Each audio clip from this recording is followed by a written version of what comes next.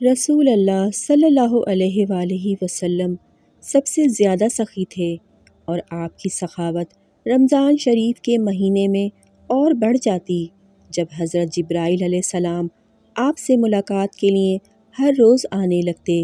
حضرت جبرائیل علیہ السلام آپ صلی اللہ علیہ وآلہ وسلم سے رمضان کی ہر رات میں ملاقات کے لیے آتے اور آپ سے قرآن کا دور کیا کرتے تھے۔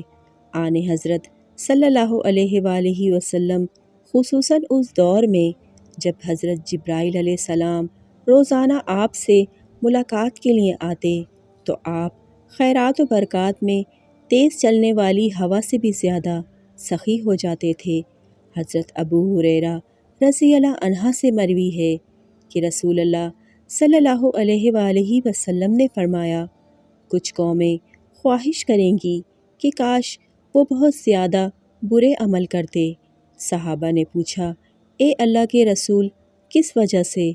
آپ صلی اللہ علیہ وآلہ وسلم نے فرمایا، وہ لوگ جن کی برائیاں اللہ تعالیٰ نیکیوں میں بدل دے گا۔